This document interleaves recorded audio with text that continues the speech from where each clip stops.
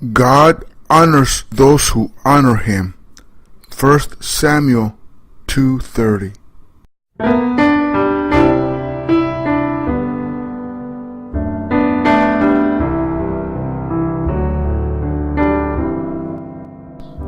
You are listening to Second Chance Ministry Radio.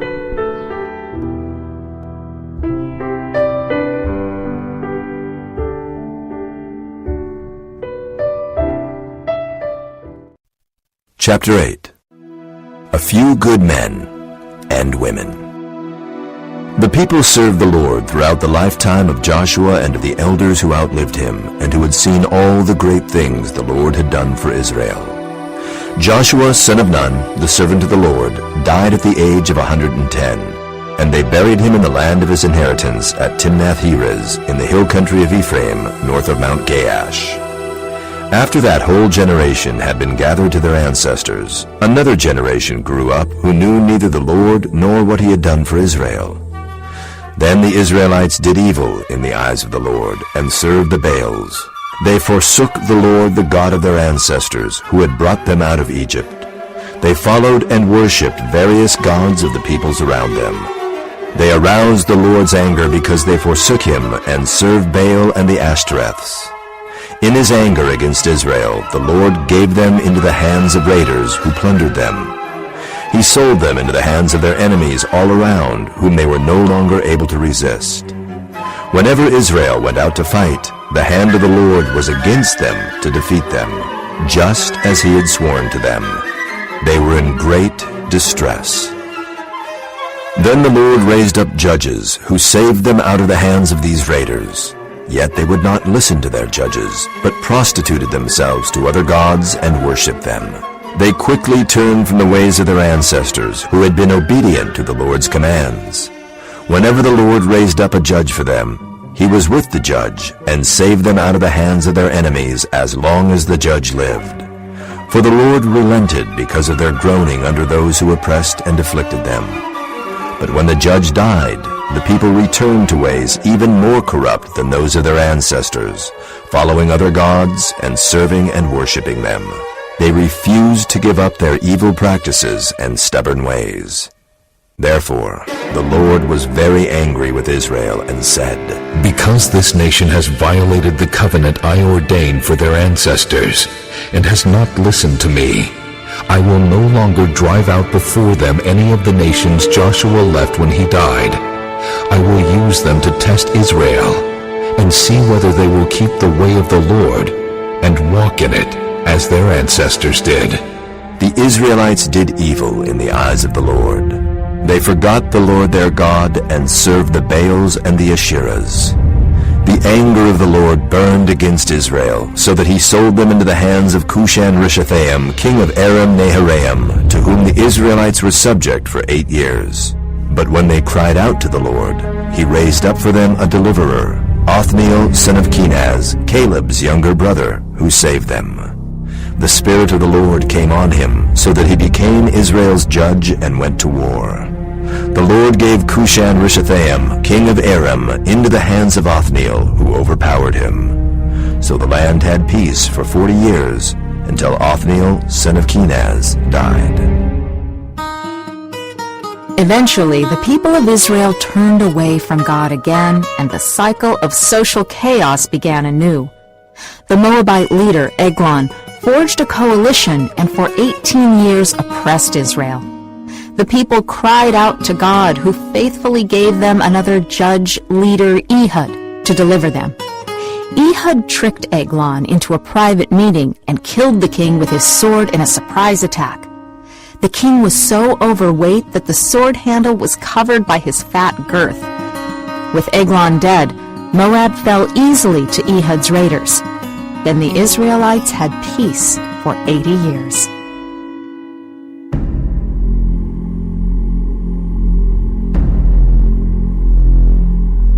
Again the Israelites did evil in the eyes of the Lord, now that Ehud was dead. So the Lord sold them into the hands of Jabin, king of Canaan, who reigned in Hazor. Sisera, the commander of his army, was based in Harosheth-Hagoyim. Because he had 900 chariots fitted with iron, and had cruelly oppressed the Israelites for 20 years, they cried to the Lord for help. Now Deborah, a prophet, the wife of Lapidoth, was leading Israel at that time. She held court under the palm of Deborah between Ramah and Bethel in the hill country of Ephraim, and the Israelites went up to her to have their disputes decided. She sent for Barak, son of Abinoam, from Kedesh and Naphtali, and said to him, The Lord, the God of Israel, commands you, Go, take with you 10,000 men of Naphtali and Zebulun, and lead them up to Mount Tabor. I will lead Sisera, the commander of Jabin's army, with his chariots and his troops to the Kishon River, and give him into your hands. Barak said to her, If you go with me, I will go. But if you don't go with me, I won't go. Certainly I will go with you. said Deborah. But because of the course you are taking, the honor will not be yours. For the Lord will deliver Sisera into the hands of a woman. So Deborah went with Barak to Kedesh. There Barak summoned Zebulun and Naphtali, and 10,000 men went up under his command. Deborah also went up with him. Now Heber the Kenite had left the other Kenites, the descendants of Hobab, Moses' brother-in-law, and pitched his tent by the great tree in Zaanannim near Kedesh. When they told Sisera that Barak, son of Abinoam, had gone up to Mount Tabor, Sisera summoned from Harosheth-Hagoyim to the Kishon River all his men and his 900 chariots fitted with iron. Then Deborah said to Barak, Go! This is the day the Lord has given Sisera into your hands. Has not the Lord gone ahead of you? So Barak went down Mount Tabor with 10,000 men following him. At Barak's advance, the Lord routed Sisera and all his chariots and army by the sword, and Sisera got down from his chariot and fled on foot. Barak pursued the chariots and army as far as Harosheth-Hagoyim, and all Sisera's troops fell by the sword. Not a man was left. Sisera, meanwhile, fled on foot to the tent of Jael, the wife of Heber the Kenite, because there was an alliance between Jabin king of Hazor and the family of Heber the Kenite. Jael went out to meet Sisera and said to him, Come, my lord, come right in. Don't be afraid. So he entered her tent, and she covered him with a blanket. I'm thirsty, He said. Please give me some water. She opened a skin of milk, gave him a drink, and covered him up. Stand in the doorway of the tent. He told her. If someone comes by and asks you, Is anyone in there? Say no. But Jael, Heber's wife, picked up a tent peg and a hammer, and went quietly to him while he lay fast asleep, exhausted. She drove the peg through his temple into the ground, and he died. Just then Barak came in pursuit of Sisera, and Jael went out to meet him. Come, She said. I will show you the man you're looking for. So he went in with her, and there lay Sisera with the tent peg through his temple, dead. On that day God subdued Jabin king of Canaan before the Israelites, and the hand of the Israelites pressed harder and harder against Jabin king of Canaan, until they destroyed him. Following this victory, the land experienced 40 years of peace. After that, another strong leader was needed, but at this point in Israel's history, the roster seemed empty. A splintered tribal coalition could not sustain its national identity. The people, forgetting their special relationship to God, began to adapt to the surrounding cultures, eventually joining their unconquered neighbors in pagan worship. As a result, God no longer aided the Israelite army, which began losing battles. Once again, the people discovered the tragic cycle of the consequences of their disobedience.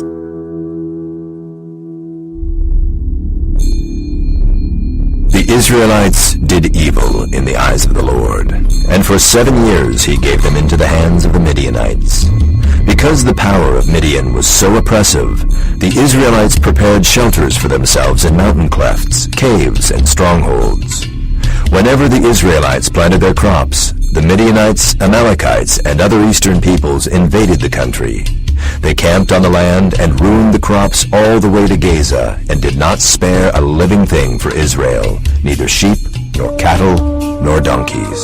They came up with their livestock and their tents like swarms of locusts. It was impossible to count them or their camels. They invaded the land to ravage it.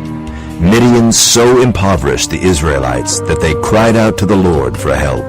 When the Israelites cried out to the Lord because of Midian, he sent them a prophet who said, "This is what the Lord, the God of Israel, says. I brought you up out of Egypt, out of the land of slavery. I rescued you from the hand of the Egyptians, and I delivered you from the hand of all your oppressors. I drove them out before you and gave you their land. I said to you, I am the Lord your God. Do not worship the gods of the Amorites, in whose land you live. But you have not listened to me."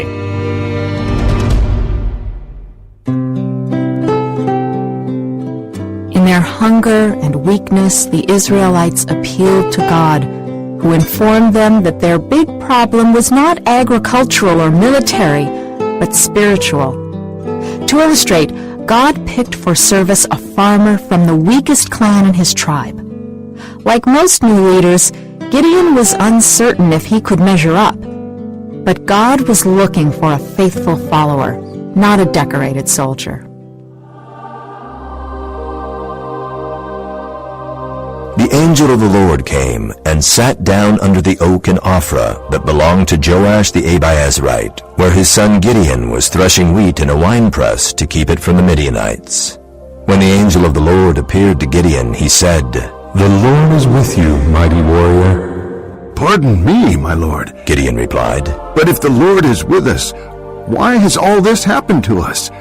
Where are all his wonders that our ancestors told us about when they said, 'Did not the Lord bring us up out of Egypt?' But now the Lord has abandoned us and given us into the hand of Midian." The Lord turned to him and said, "Go in the strength you have, and save Israel out of Midian's hand. Am I not sending you?" "Pardon me, my lord," Gideon replied, "but how can I save Israel? My clan is the weakest in Manasseh, and I am the least in my family." The Lord answered, "I will be with you, and you will strike down all the Midianites, leaving none alive." Gideon replied, "If now I have found favor in your eyes, give me a sign that it is really you talking to me. Please do not go away until I come back and bring my offering and set it before you." And the Lord said, "I will wait until you return." Gideon went inside, prepared a young goat, and from an ephah of flour he made bread without yeast. Putting the meat in a basket and its broth in a pot, he brought them out and offered them to him under the oak. The angel of God said to him, "Take the meat and the unleavened bread, place them on this rock, and pour out the broth." And Gideon did so. Then the angel of the Lord touched the meat and the unleavened bread with the tip of the staff that was in his hand. Fire flared from the rock, consuming the meat and the bread, and the angel of the Lord disappeared. When Gideon realized that it was the angel of the Lord, he exclaimed, "Alas, sovereign Lord, I have seen the angel of the Lord face to face." But the Lord said to him, "Peace. Do not be afraid.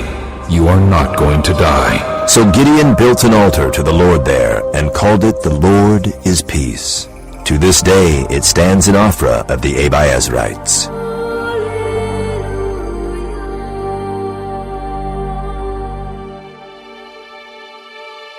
Now all the Midianites, Amalekites, and other eastern peoples joined forces and crossed over the Jordan and camped in the valley of Jezreel.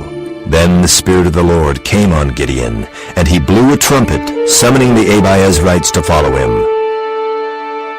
He sent messengers throughout Manasseh, calling them to arms, and also to Asher, Zebulun, and Naphtali, so that they too went up to meet them. Gideon said to God, "If you will save Israel by my hand as you have promised, look, I will place a wool fleece on the threshing floor. If there is dew only on the fleece and all the ground is dry, then I will know that you will save Israel by my hand, as you said." And that is what happened. Gideon rose early the next day. He squeezed the fleece and wrung out the dew, a bowl full of water. Then Gideon said to God, "Do not be angry with me. Let me make just one more request. Allow me one more test with the fleece, but this time make the fleece dry and let the ground be covered with dew. That night God did so. Only the fleece was dry. All the ground was covered with dew. Early in the morning, Jerubbaal, that is Gideon, and all his men camped at the spring of Harod. The camp of Midian was north of them in the valley near the hill of Moreh. The Lord said to Gideon, You have too many men. I cannot deliver Midian into their hands, or Israel would boast against me. My own strength has saved me. Now announce to the army, anyone who trembles with fear may turn back and leave Mount Gilead. So 22,000 men left, while 10,000 remained. But the Lord said to Gideon, There are still too many men. Take them down to the water, and I will thin them out for you there. If I say, This one shall go with you, he shall go. But if I say, This one shall not go with you, he shall not go. So Gideon took the men down to the water. There the Lord told him, Separate those who lap the water with their tongues as a dog laps, from those who kneel down to drink. 300 of them drank from cupped hands, lapping like dogs. All the rest got down on their knees to drink. The Lord said to Gideon, With the 300 men that lapped, I will save you, and give the Midianites into your hands. Let all the others go home.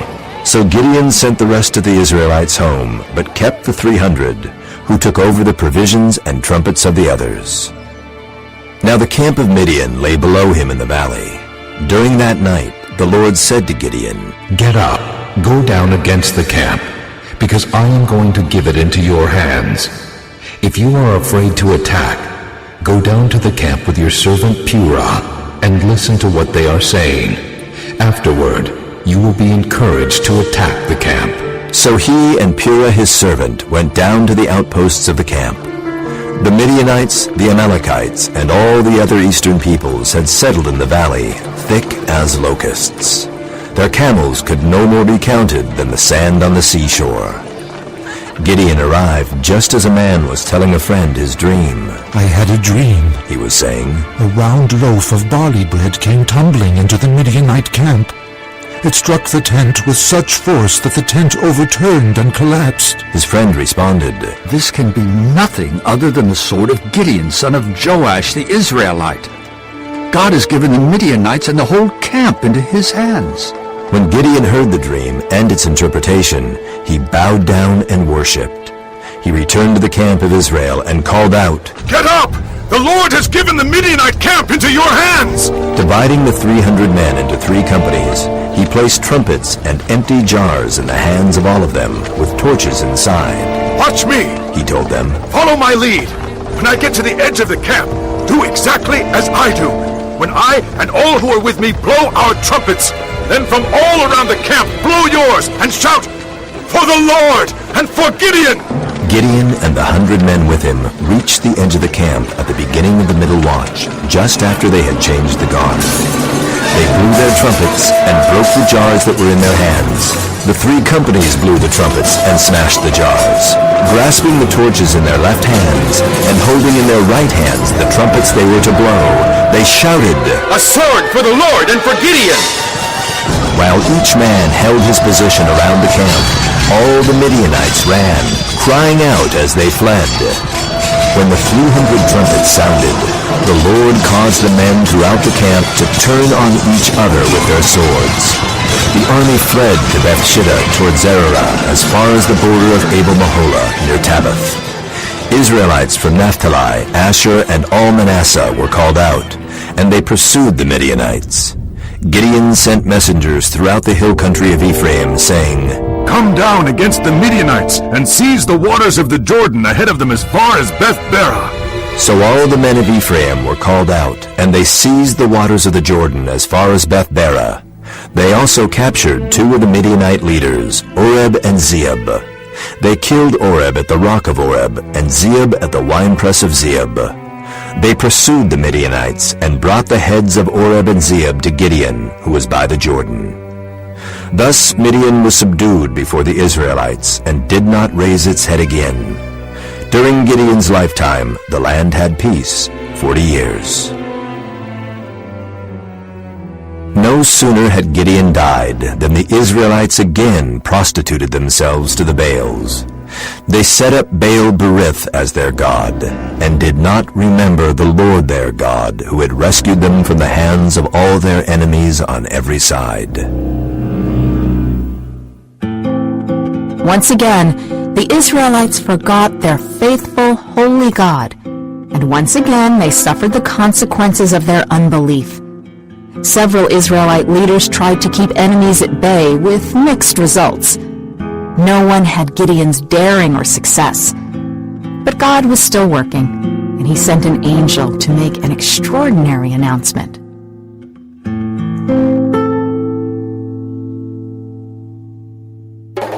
Again the Israelites did evil in the eyes of the Lord. So the Lord delivered them into the hands of the Philistines for 40 years.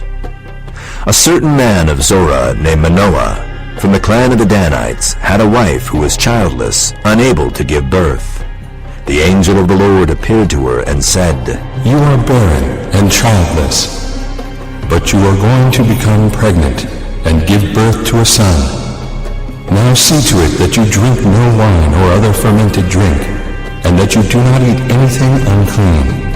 You will become pregnant and have a son whose head is never to be touched by a razor, because the boy is to be a Nazirite, dedicated to God from the womb. He will take the lead in delivering Israel from the hands of the Philistines." The birth happened just as the angel had said, and the parents raised the child as God had directed. Young Samson, wild and unusually strong, became a man with a secret. The woman gave birth to a boy and named him Samson. He grew, and the Lord blessed him, and the Spirit of the Lord began to stir him while he was in Mahanadan between Zorah and Eshtaol. Samson went down to Timnah and saw there a young Philistine woman. When he returned, he said to his father and mother, "I have seen a Philistine woman in Timnah. Now get her for me as my wife." His father and mother replied, Isn't there an acceptable woman among your relatives or among all our people? Must you go to the uncircumcised Philistines to get a wife? But Samson said to his father, "Get her for me. She's the right one for me." His parents did not know that this was from the Lord, who was seeking an occasion to confront the Philistines, for at that time they were ruling over Israel. Samson went down to Timnah together with his father and mother. As they approached the vineyards of Timnah, suddenly a young lion came roaring toward him. The Spirit of the Lord came powerfully upon him, so that he tore the lion apart with his bare hands as he might have torn a young goat. But he told neither his father nor his mother what he had done. Then he went down and talked with the woman, and he liked her. Sometime later, when he went back to marry her, he turned aside to look at the lion's carcass, and in it he saw a swarm of bees and some honey. He scooped out the honey with his hands and ate as he went along. When he rejoined his parents, he gave them some, and they too ate it. But he did not tell them that he had taken the honey from the lion's carcass. Now his father went down to see the woman, and there Samson held a feast, as was customary for young men. When the people saw him, they chose 30 men to be his companions. "Let me tell you a riddle," Samson said to them. "If you can give me the answer within the 7 days of the feast, I will give you 30 linen garments and 30 sets of clothes. If you can't tell me the answer, you must give me 30 linen garments and 30 sets of clothes." "Tell us your riddle," they said. "Let's hear it." He replied, "Out of the eaters something to eat, out of the strong something sweet." For 3 days they could not give the answer. On the 4th day they said to Samson's wife, "Coax your husband into explaining the riddle for us, or we will burn you and your father's household to death. Did you invite us here to steal our property?" Then Samson's wife threw herself on him, sobbing, "You hate me! You don't really love me! You've given my people a riddle, but you haven't told me the answer!" "I haven't even explained it to my father or mother," he replied, "so why should I explain it to you?" She cried the whole 7 days of the feast. So on the 7th day he finally told her, because she continued to press him. She in turn explained the riddle to her people. Before sunset on the 7th day, the men of the town said to him, "What is sweeter than honey? What is stronger than a lion?" Samson said to them, "If you had not plowed with my heifer, you would not have solved my riddle." Then the Spirit of the Lord came powerfully upon him. He went down to Ashkelon, struck down 30 of their men, stripped them of everything, and gave their clothes to those who had explained the riddle. Burning with anger, he returned to his father's home, and Samson's wife was given to one of his companions who had attended him at the feast. Later on, at the time of wheat harvest, Samson took a young goat and went to visit his wife. He said, "I'm going to my wife's room." But her father would not let him go in. I was so sure you hated her, he said, that I gave her to your companion. Isn't her younger sister more attractive? Take her instead. Samson said to them, "This time I have a right to get even with the Philistines. I will really harm them." So he went out and caught 300 foxes and tied them tail to tail in pairs. He then fastened a torch to every pair of tails, lit the torches, and let the foxes loose in the standing grain of the Philistines. He burned up the shocks and standing grain, together with the vineyards and olive groves. When the Philistines asked, "Who did this?" they were told, "Samson, the Timnite's son-in-law, because his wife was given to his companion." So the Philistines went up and burned her and her father to death. Samson said to them, "Since you have acted like this, I swear that I won't stop until I get my revenge on you." He attacked them viciously and slaughtered many of them. Then he went down and stayed in a cave in the rock of Etam. The Philistines went up and camped in Judah, spreading out near Lehi. The people of Judah asked, "Why have you come to fight us?" "We have come to take Samson prisoner," they answered, "to do to him as he did to us." Then 3,000 men from Judah went down to the cave in the rock of Etam and said to Samson, "Don't you realize that the Philistines are rulers over us? What have you done to us?" He answered, "I merely did to them what they did to me." They said to him, "We've come to tie you up and hand you over to the Philistines." Samson said, "Swear to me that you won't kill me yourselves." "Agreed," they answered. "We will only tie you up and hand you over to them. We will not kill you." So they bound him with 2 new ropes and led him up from the rock. As he approached Lehi, the Philistines came toward him, shouting. The Spirit of the Lord came powerfully upon him. The ropes on his arms became like charred flax, and the bindings dropped from his hands. Finding a fresh jawbone of a donkey, he grabbed it and struck down 1,000 men. Then Samson said, "With a donkey's jawbone I have made donkeys of them. With a donkey's jawbone I have killed 1,000 men." When he finished speaking, he threw away the jawbone, and the place was called Ramoth-Lehi. Because he was very thirsty, he cried out to the Lord, "You have given your servant this great victory. Must I now die of thirst and fall into the hands of the uncircumcised?" Then God opened up the hollow place in Lehi, and water came out of it. When Samson drank, his strength returned, and he revived. So the spring was called En-Hakkore, and it is still there in Lehi. Samson led Israel for 20 years in the days of the Philistines. One day, Samson went to Gaza, where he saw a prostitute. He went in to spend the night with her. The people of Gaza were told, "Samson is here!" So they surrounded the place and lay in wait for him all night at the city gate. They made no move during the night, saying, "At dawn, we'll kill him." But Samson lay there only until the middle of the night. Then he got up and took hold of the doors of the city gate, together with the 2 posts, and tore them loose, bar and all. He lifted them to his shoulders and carried them to the top of the hill that faces Hebron. Sometime later, he fell in love with a woman in the valley of Sorek, whose name was Delilah. The rulers of the Philistines went to her and said, "See if you can lure him into showing you the secret of his great strength and how we can overpower him, so we may tie him up and subdue him. Each one of us will give you 1,100 shekels of silver." So Delilah said to Samson, Tell me the secret of your great strength, and how you can be tied up and subdued. Samson answered her, If anyone ties me with 7 fresh bowstrings that have not been dried, I'll become as weak as any other man. Then the rulers of the Philistines brought her 7 fresh bowstrings that had not been dried, and she tied him with them. With men hidden in the room, she called to him, Samson, the Philistines are upon you.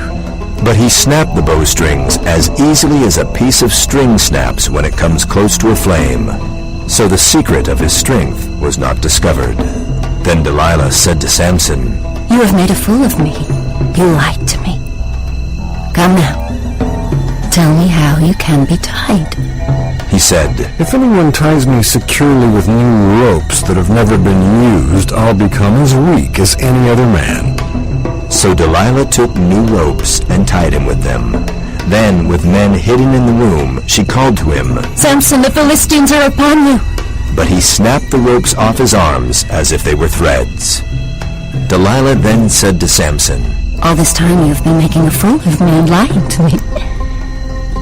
Tell me how you can be tied. He replied, If you weave the 7 braids of my head into the fabric on the loom and tighten it with the pin, I'll become as weak as any other man. So while he was sleeping, Delilah took the 7 braids of his head, wove them into the fabric, and tightened it with the pin. Again she called to him, Samson, the Philistines are upon you. He awoke from his sleep and pulled up the pin and the loom with the fabric. Then she said to him, How can you say I love you when you won't confide in me? This is the 3rd time you have made a fool of me and haven't told me the secret of your great strength. With such nagging she prodded him day after day until he was sick to death of it. So he told her everything. No razor has ever been used on my head, he said, because I have been a Nazirite dedicated to God from my mother's womb.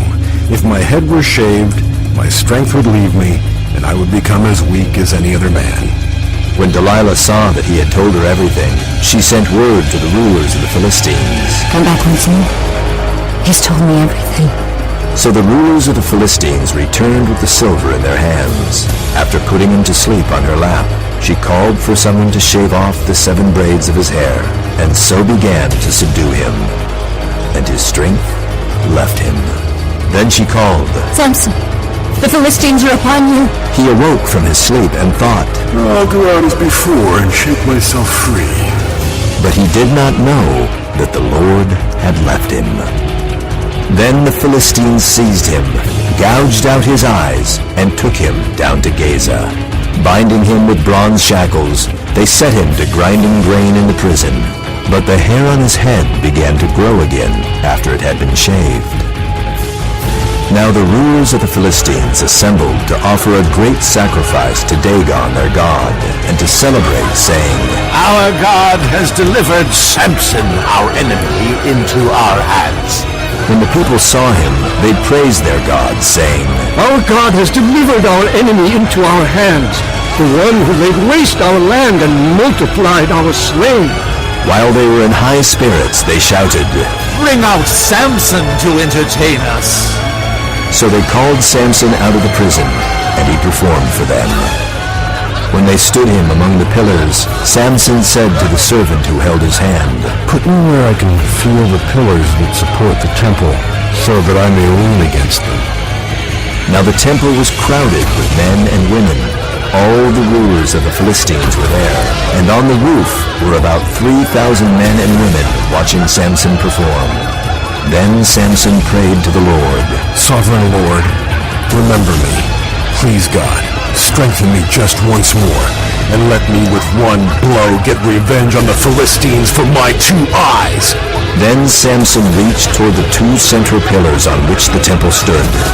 Bracing himself against them, his right hand on the one and his left hand on the other, Samson said, Let me die with the Philistines! Then he pushed with all his might, and down came the temple on the rulers and all the people in it. Thus he killed many more when he died than while he lived. Then his brothers and his father's whole family went down to get him. They brought him back and buried him between Zorah and Eshtaol in the tomb of Manoah his father. He had led Israel 20 years.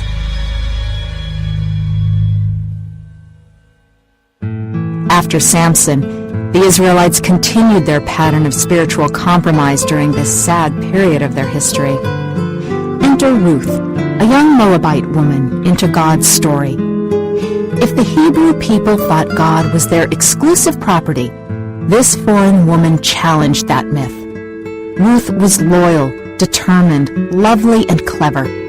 She became part of the lineage of King David. More important, she was God's choice to illustrate the worldwide reach of God's special gift of hope and life. His plan of salvation as broad and deep as His divine love.